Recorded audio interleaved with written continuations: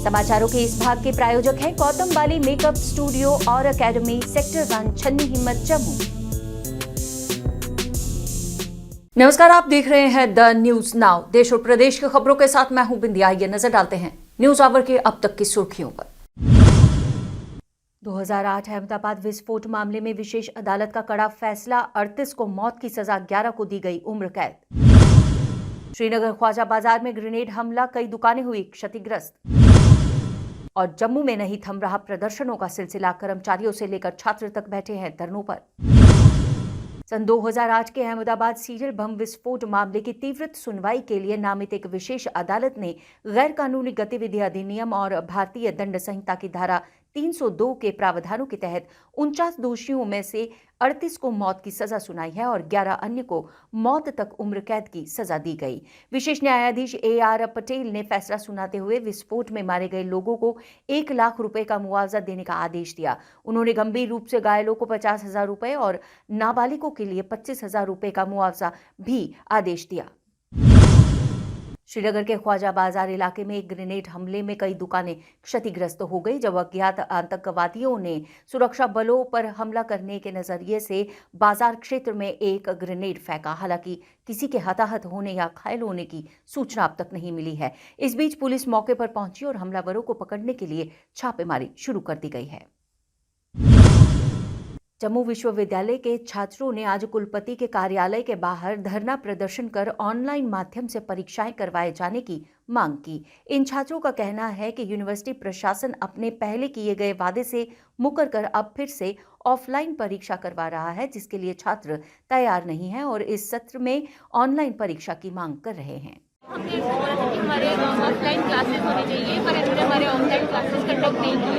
फिर उसके बाद पिछले टाइम जब हम यहाँ पे आए थे तो इन्होंने हमें कहा था कि आपके पेपर जो है वो ऑनलाइन मोड पे लिया जाएगा।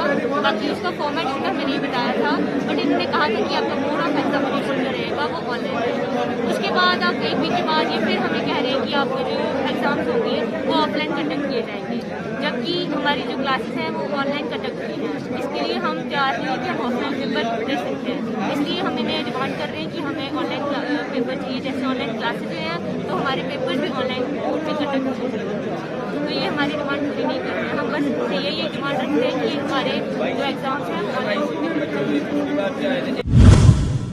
Jammu Kashmir national panthers party Jammu के प्रांतीय अध्यक्ष राजेश परगोत्रा ने आज केंद्र शासित प्रदेश जम्मू कश्मीर में कस्टोडियन विभाग को खत्म करने की मांग की है।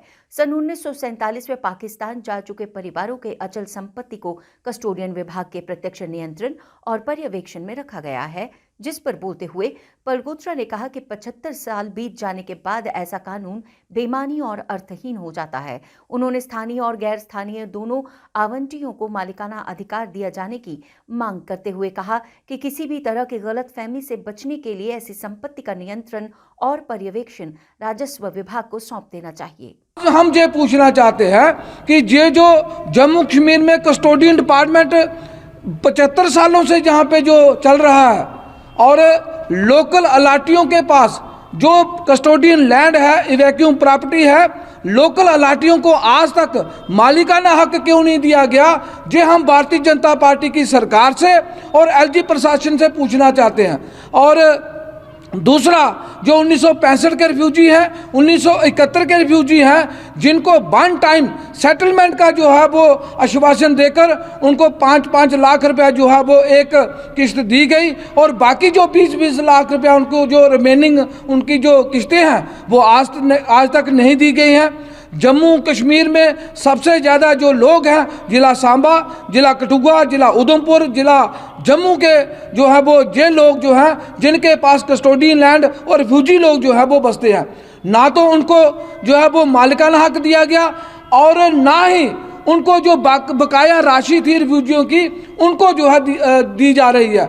रिफ्यूजी लोग जो हैं वो हमारे दर बदर की ठोकरें खाने के लिए मजबूर हो रहे हैं। कईयों की फाइलें जो है वो छूट चुकी हैं, लेकिन प्रशासन, LG प्रशासन, डिप्टी कमीशन सांबा और डिविजनल कमीशन जो है वो उनकी नई फाइलें जो है वो नहीं ले रहा है। हम वार्न करना चाहते हैं कि जब तक जो लोकल अलाटी है, चाहे वो नॉन लोकल अलाटी है, उनको कस्टोडियन डिपार्टमेंट का जो है वो मालिकाना हक नहीं दिया जाता और कस्टोडियन डिपार्टमेंट को ख़त्म नहीं किया जाता जम्मू कश्मीर में, तब तक पैंथर्स पार्टी चुप बैठने वाली नहीं है। और इसके लिए हम डिब काम ऑफिस के बाहर धरने पे बैठेंगे। हम एलजी जो लेफ्टिनेंट गवर्नर है उस गवर्नर हाउस के बाहर जो है वो हम भूख हड़ताल पे बैठेंगे। जे पैंथर्स पार्टी चेतावनी देना चाहती है जम्मू कश्मीर एलजी प्रशासन को। शिवसेना जम्मू कश्मीर इकाई के नेताओं ने पार्टी द्वारा उठाए जा रहे मुद्दों के हक में सरकार द्वारा बढ़ाए गए कदमों की सराहना के साथ साथ सरकारी निर्देशों में सुधार और स्पष्टता की मांग की है। पार्टी प्रदेश अध्यक्ष मनीष साहनी ने प्रदेश महिला आयोग के पुनर्गठन और पढ़े लिखे युवाओं के लिए बेरोजगार भत्ता की मांग के हक में फैसलों को खानापूर्ति एवं अस्पष्टता से भरा करार दिया। ये आज की हमारी जो पत्रकार वार्ता है, देखिए पिछले कुछ दिनों से लगातार शिवसेना ने महिलाओं को लेकर प्रदेश के अंदर जो बेरोजगारी का आंकड़ा लगातार बढ़ रहा है, युवाओं को जो परेशानी और निराशा से जूझना पड़ रहा है, उसको लेकर हमने काफ़ी ज़्यादा इश्यूज सरकार के समक्ष उठाए थे और हमें खुशी भी हुई कि सरकार ने उसके हक के अंदर फैसला लिया। मगर वो फैसले के अंदर कहीं पर हमें स्पष्टता दिखाई नहीं दे रही, यानी एक तरह से कहा जाए तो वो गोल मोल तरह का फैसला है। देखिए महिला आयोग के लिए हमने गठन के लिए सरकार से अपील की। शिवसेना ने अपने स्तर पर पार्टी स्तर पर यहाँ पर महिला और बाल सुरक्षा प्रकोष्ठ का गठन भी किया। उसके कुछ दिनों बाद ही तकरीबन एक हफ्ते के बाद सरकार ने तुरंत हरकत में आते हुए महिला आयोग के गठन की घोषणा कर दी। मगर वो घोषणाएं तमाम घोषणा आधी अधूरी थी।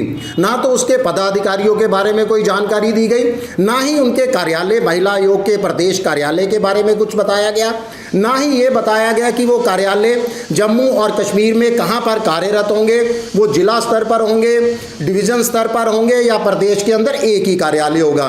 उसके बाद जो मुख्य मुद्दा था वो जम्मू कश्मीर में युवाओं की निराशा को लेकर था, क्योंकि बेरोजगारी का आंकड़ा जो है जम्मू कश्मीर प्रदेश के अंदर इस समय सबसे उच्च स्तर पर है। पूरे देश की बेरोजगारी दर से भी हम काफ़ी ज़्यादा आगे बढ़ चुके हैं, यानी प्रदेश का युवा लगातार निराशा की ओर बढ़ रहा है। हमारी मांग थी कि जितने भी पीछे आपने जो अधिसूचनाएं रद्द की गई थी 31 अक्टूबर 2019 से पहले, वो अधिसूचनाओं को जो रद्द की गई थी उनमें जो आवेदक थे उनको एज रिलैक्सेशन दी जाए। तो सरकार ने एज रिलैक्सेशन देने का फैसला किया, मगर स्पष्टता नहीं है।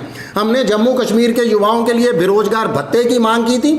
बेरोजगार भत्ते पर भी निर्णय लिया गया, मगर वो बेरोजगार भत्ता जरूरत से बहुत ज़्यादा कम है। हमारी मांग है कि सरकार इस पर स्पष्टता के साथ आगे आए और प्रदेश की जनता को पता लगे ताकि इन सुविधाओं का लाभ उठाया जा सके। जिला सांबा की तहसील गढ़वाल के राजस्व विभाग में स्वास्थ्य विभाग की ओर से आयुष्मान कार्ड बनाने के लिए आज एक शिविर लगाया गया, जिसमें लोगों के आयुष्मान योजना की जानकारी देते हुए तहसीलदार ओमेराज संबोरिया और बीडीसी चेयरमैन विजय टगोत्रा ने कहा कि केंद्र सरकार की इस योजना के तहत जम्मू कश्मीर के सभी परिवारों का सालाना 5 लाख रुपए तक का मुफ्त इलाज हो सकेगा। एक जगह इकट्ठे नहीं हो पाते हैं क्योंकि डिफरेंट असाइनमेंट्स होती हैं, तो एक प्लेटफॉर्म पे एक जगह एक दिन लाने के लिए इस कैंप का एहतमाम किया गया है। तो डिप्टी कमिश्नर की जो इंस्ट्रक्शंस हैं हम उनको फॉलो कर रहे हैं और हम चाहते हैं कि मैक्सिमम आउटपुट यानी कि मैक्सिमम रजिस्ट्रेशन हो, ताकि गवर्नमेंट की जो स्कीम है उसका एक ट्रू सेंस में लेटर एंड स्पिरिट उसकी इम्प्लीमेंटेशन हो और गरीब आवाम और सभी आवाम जो, क्योंकि J&K में ये स्कीम सभी के लिए लगभग इन्फोर्स की गई है, लगाई गई है, लाजमी करार दी गई है, तो इससे इनका फ़ायदा होगा। Thank you.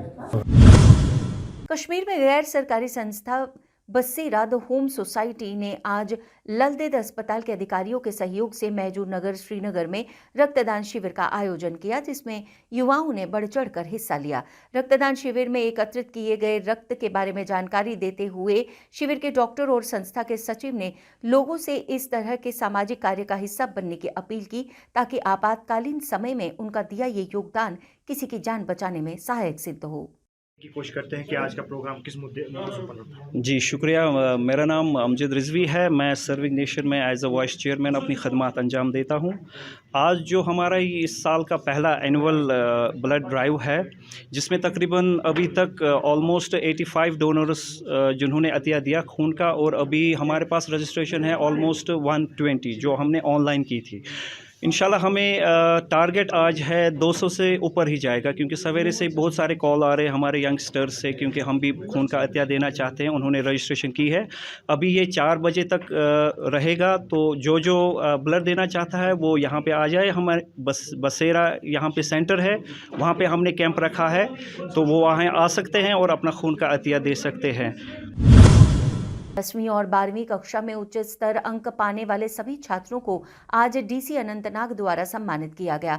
अपने कार्यालय में छात्रों का अभिनंदन करते हुए विशेष रूप से विकलांग छात्रों की प्रेरक कहानियां सुनी और मेहनत पर बल देते हुए डीसी ने इन छात्रों का मनोबल बढ़ाया। इसके साथ ही समाचारों का ये अंक यहीं समाप्त करने की हमें दीजिए अनुमति और आप देखते रहिए द न्यूज़ नाउ वेब और पढ़ते रहिए द न्यूज़ नाउ का दैनिक अखबार। जय हिंद।